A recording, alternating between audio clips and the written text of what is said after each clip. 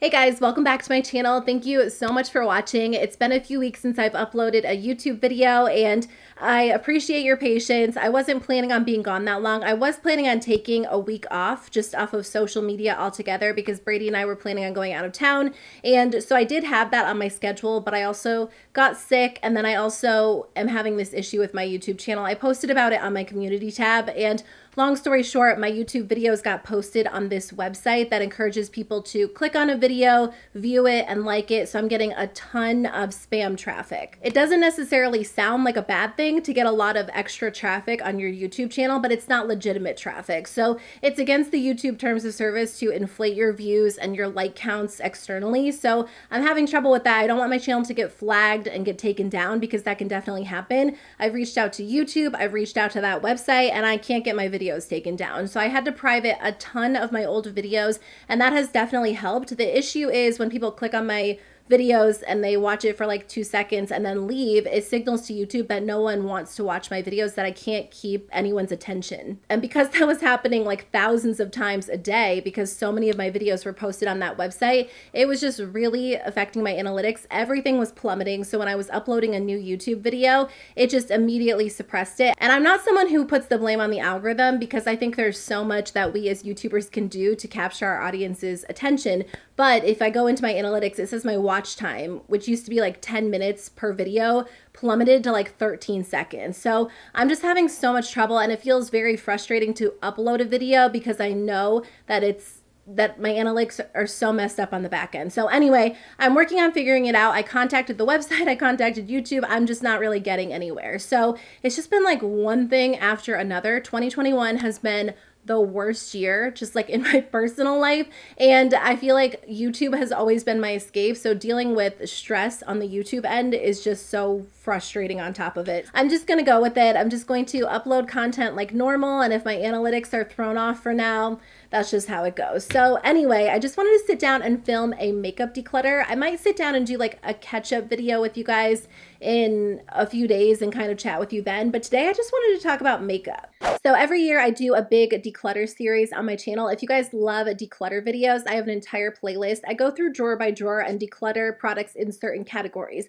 But then after that, once or twice a year, I still like to look through my makeup collection and just see if there are any products I'm not reaching for, or any products that have expired, because if that's the case, I want to remove them from my collection as well. A lot of these are products that I've purchased within the past few months. They just haven't worked out well for me, or I've had the hope that I would use them more and I just haven't. So I'm going to pass them along to my sisters, my cousins, my aunts. I have a lot of people in my life that love makeup, which is really good, because obviously they'll be able to get use out of these products more than I have. And I just thought I would share them with you guys in today's video and let you know why these products in particular are leaving my makeup collection. So I hope you guys enjoy today's video. My everyday makeup drawer is currently a mess, as is just the general state of my life these days. So I'm going to go through that and do like a casual shop my stash video. So if you want to see what I have in my makeup collection and what I'm currently using, that video should be up within the next few days. The first product I am decluttering is something that I've just tried to fall in love with, and it's not something that is a staple in my collection. It's the Anastasia Beverly Hills Iced Out Highlighter. I was really excited about this. Initially when they released it, I felt like I just didn't need it. And I don't purchase a lot of highlighters these days, but I felt like it was getting rave reviews, and the swatch is so beautiful, but I can't seem to get the same effect on my cheeks when I wear this. I've used a fluffy brush, I've used a dense brush, I've tried everything, and it looks okay on the skin. It's a little bit more of like a subtle highlighter, but what I find is I will reach for pretty much any other highlighter in my collection over this one. I actually don't even know the last time that I wore it, because I just don't feel like I don't love how it looks on my skin. It doesn't look bad, but it's not something that I feel like I love when I apply it. And I don't really feel the need to have a ton of highlighters in my collection at this point. I reach for the same handful of highlighters. I love the Becca highlighters. I love the Milani Baked highlighter, the Flower Beauty highlighters. There are a lot of formulas that I like, so I just feel like this one is going to waste in my collection. I'd rather pass it along to someone else who can enjoy it and love it, especially because it's really not that old. And I know a lot of people do love this formula because, like I said, on Sephora's website, it gets rave reviews. It really just hasn't become an absolute staple for me. I'm also decluttering these ColourPop cheek palettes. So ColourPop ColourPop released these blush and highlighter quads a few months ago, and I was testing them out for a ColourPop review video, but I felt like I kept testing them because I just wasn't sure how I felt about them. And the truth is they're okay. I wouldn't say they're the worst product ever. They're just, again, not a staple in my collection. You know how when you do your makeup, there are just products that you're so excited to use that you love, and then there are maybe products that just are okay, they perform well enough, but they just don't make you feel really excited when you reach for them. That's how I feel about these. And at this point, I feel like I don't want to have products in my collection that are just okay. I want to love everything that I have, and I just don't love these. The powders are very soft. They look good on the skin. They're really blendable, but they're very, very powdery. I feel like you have to build them up quite a bit to get good pigmentation. ColourPop's pressed powdered cheek products just typically don't do it for me. I tend to prefer their Super Shock cheek products, and these do have a Super Shock highlighter in them, but I don't know, they're just not as vibrant as their single Super Shock highlighters. Speaking of ColourPop, I'm actually decluttering these ColourPop Cheek Dew Serum Blushes as well. So I have 4 of these in my collection. It's crazy to me because these are not very old, but they are completely separated in the tube. These have actually been separated for a while. I'll do a close-up shot for you so you can see what I mean, but the product inside is just completely separated. Like, it's liquidy, it's cloudy, and no matter how hard I try to mix these back up, they end up separating right away. It's always nice to have an affordable option in your collection, but if that product doesn't last and it expires really quickly, that's definitely something to take into account, and I just find that this product is not the same. Whenever a formula changes or the color is different, to me that's a sign that it expired, and sometimes it just takes a little bit of effort to like mix it back together, but this is beyond that point. So I am going to declutter these, and I don't think I will be repurchasing any more of these cheek dews in the future. I did just get some in the mail as PR as part of the, what was the name of that collection? It was that really pretty palette with like the greens and the blues and the warm tones. So I'll see how long those last in my collection to see if they improved the formula at all. But until then, I just won't be repurchasing these or really recommending them in the future if they don't last. I finally got a sample of the Rare Beauty Liquid Blush. This is just like a small little travel sample of it.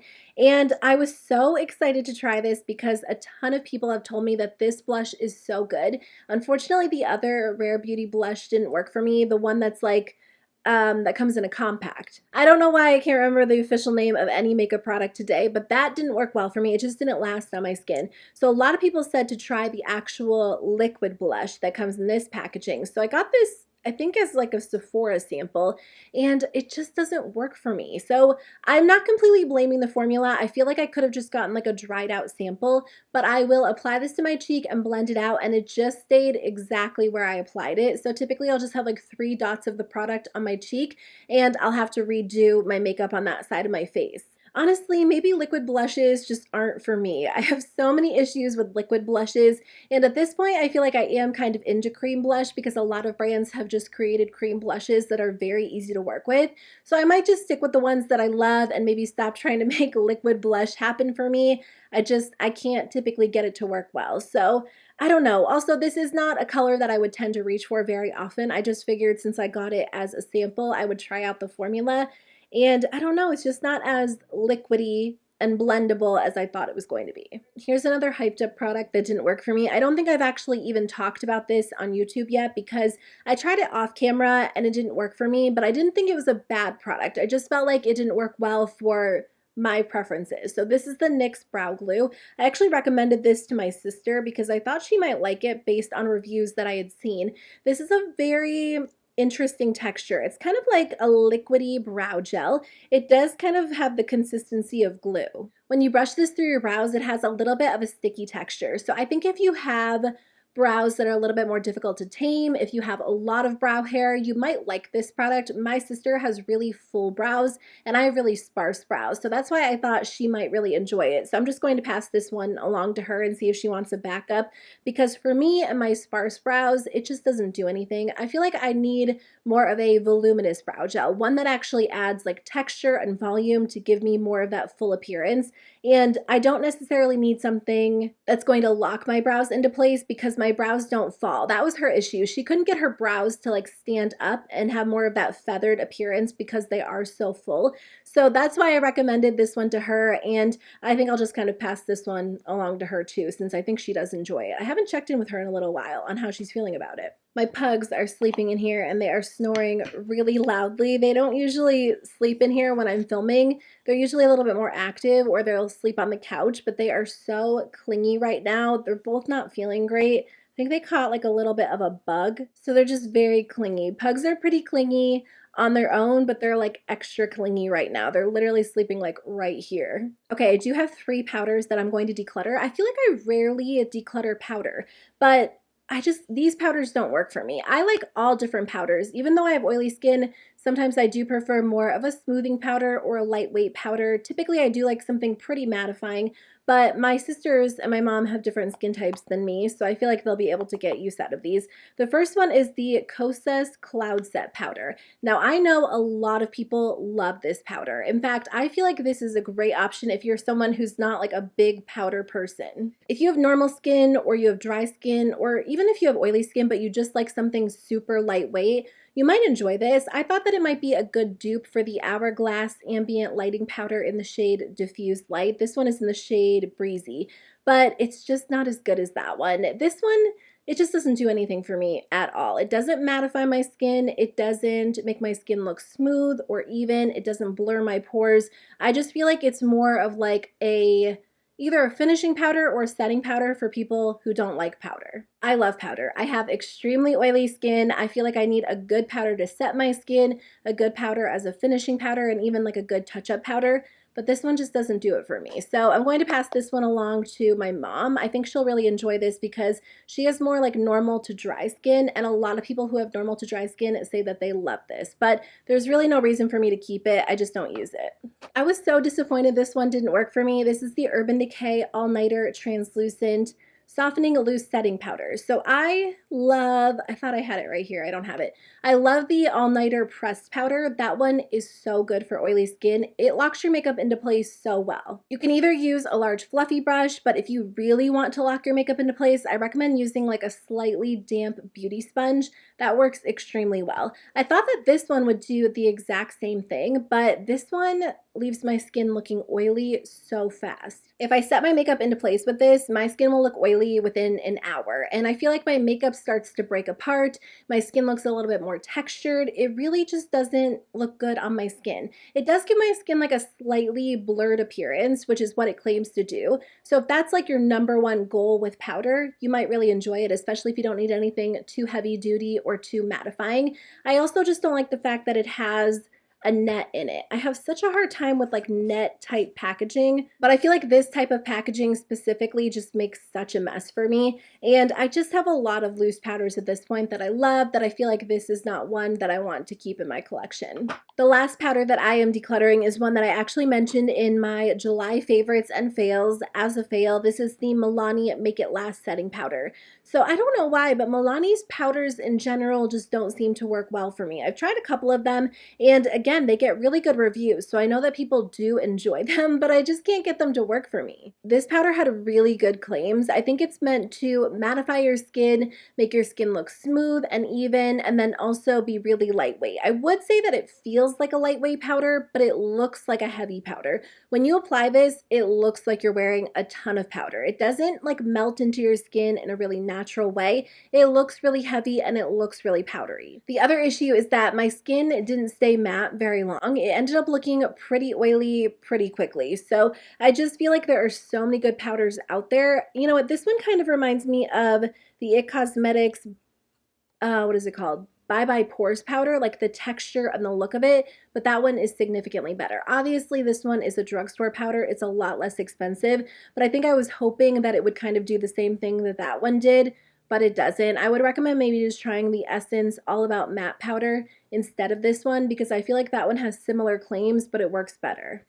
I am going to be decluttering the ColourPop Pretty Fresh Hyaluronic Acid Tinted Moisturizer. This is actually one of my favorite complexion products. I love this product, but I do think that it has expired. I put this in my project pan and I mentioned that it was getting older, but again, this is one of those products that has just separated so much, and even when I mix it back together, it separates pretty quickly. And whenever a formula changes or the texture changes, that's always a sign, or pretty often a sign that the product has expired. So I think I'm just going to end up repurchasing this now that it has expired. I wasn't able to use it up completely, but I did use up a good amount of the shade 7W, which is my go-to shade during the summertime. I will say I haven't used this as much since ColourPop released their Pretty Fresh foundation last summer. That's really been my go-to, but there are days where I want something super lightweight, and this really is such a nice option. You get a lot of product in here, so that is nice, and I do enjoy it. I just haven't been able to use it because the texture is not the same. Every time I squeeze it on the back of my hand, it's just like oily and separated and not good. I am going to be decluttering the Tarte Ultra Creamy Shape Tape Concealer. I just have like a deluxe size sample of this. First of all, the shade is wrong for me. I used to wear the shade Light Sand back in the day, but it's just significantly too light even as a concealer. So it's not something that I find myself using very often, but on top of that, I'm just not super impressed by the formula. I haven't used the original Shape Tape in a really long time. I used the Too Faced Born This Way concealer, and they're not the same, but I feel like that replaced the Shape Tape for me because that one is a little bit more of a satin concealer. It's really blendable, really hydrating, so I thought maybe the Ultra Creamy Concealer would be a good alternative to the Too Faced one, but I just don't find that it looks great on my skin. It's really not extra blendable, it's not super hydrating, it just feels like a mediocre concealer. I don't know, at this point there are just so many good makeup products, really in every category, that I feel like when there is a new release, it has to be amazing to really stay in my collection or replace something that I'm already using, because there are so many good options, drugstore and high-end, and this one just didn't really stand out to me. I just have 2 more products. I am decluttering this product. I've used it quite a bit, but again, it's just not a standout product for me. This is the Kosas what is it called? Sun Baked Bronzer? I think it's called the Moisturizing Baked Bronzer, something like that. The problem with this is that it just doesn't look great on my skin. And first of all, I think I should have gotten a deeper shade. I think they only have 3 shades and I got the shade light, so maybe I should have gone with medium. I just thought based on the swatches and the photos that light would work well for me, but it doesn't really give me a bronzed appearance. It just kind of blends into my skin, which is fine if you do like a more subtle appearance, but I would say if you want more of like a true bronzed effect and you have a similar skin tone to me, to maybe go up a shade and get the medium one. I don't know, this formula just kind of looks dry on my skin, which is interesting because I think it has the word moisturizing in the name. Unless I'm making that up, maybe it's in the description, but it just doesn't look good on my skin. Like, I like a bronzer that kind of gives my skin like that sun-kissed glow, but also like that glowing from within look, something that just looks really healthy on the skin, and this looks kind of dry on my skin. So I don't know, I've said this a few times, but I feel like Kosas is maybe one of those brands that just doesn't work for me. Sometimes there are brands out there that you want to love, and when you try the products, they just don't end up working out well for you. And out of all of the Kosas products I've tried, I think the only one that I really love so far is their concealer. I use that as a spot concealer almost every single day. I've actually almost used mine up completely, but the powders just don't typically do it for me. So I would say if you have dry skin or normal skin, and again, you don't like really heavy powdery powders, you might like the Kosas products for that reason, especially if you do like more of a natural look. But for me, I just haven't had a lot of luck with them, so I'm going to pass this product along, probably to my mom as well. The last product I'm decluttering is the Natasha Denona Zendo palette. I wasn't going to declutter this because I do feel like I can get some good looks using it. I reach for it on occasion, but I'm just not using it enough to justify keeping it in my collection. Honestly, I probably should have returned it after using it the first time because I just wasn't impressed with it, but I don't typically return a lot of makeup, and the reason is because I do feature makeup in my YouTube videos. As YouTubers, we have the opportunity to monetize our videos, so when I talk about this product, whether I like it or not, I typically make money off of the YouTube video. So it just feels not right for me, I feel like, to return makeup that I've profited off of, if that makes sense. I'm not saying if you film YouTube videos or you have an Instagram account or a TikTok and you return makeup that doesn't work for you, that you're wrong, because that's not the case at all. You can totally return makeup. Stores have return policies for that reason. But I think I've talked about this in like 4 or 5 videos. I've swatched it multiple times just for the purpose of YouTube videos.